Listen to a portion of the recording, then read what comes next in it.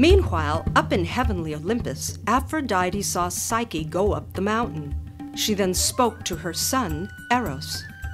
"Listen and obey, son. You're to fly to Mount Etna. Soon a young woman will reach the top. When she does, kill her." Eros flew off to wait for the young woman to arrive. He didn't have long to wait. When he heard Psyche's footsteps, he hid himself in some brush. He placed a death arrow in his bow and pulled back the string. Except the moment he saw the victim, he knew he wouldn't shoot her. Why did his mother want this most perfect creature slaughtered? Eros returned the arrow to his quiver. His mother would not get what she wanted. He would. "Are you Psyche?" he asked, staying hidden in the brush.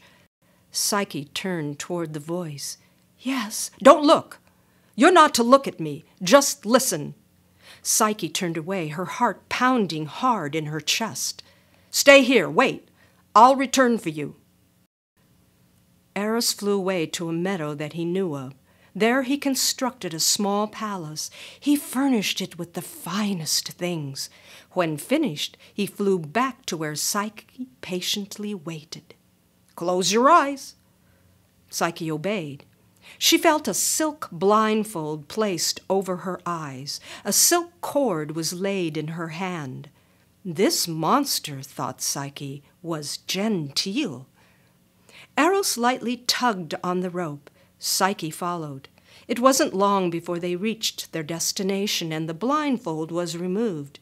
Before her, Psyche saw the small palace.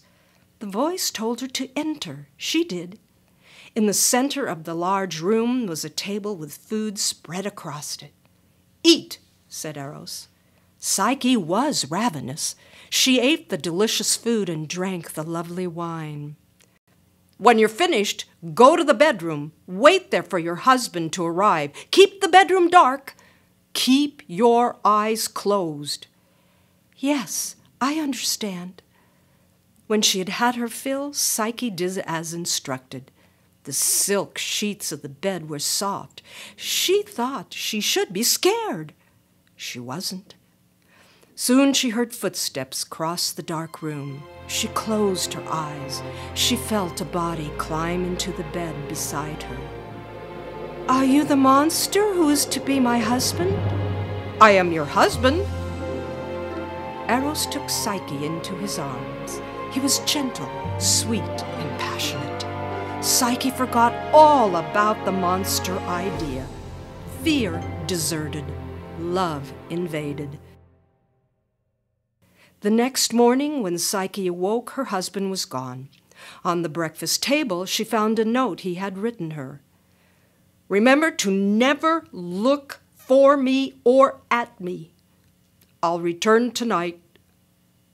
Each night, Eros came to her in the dark, treating her with tender passion until she fell asleep.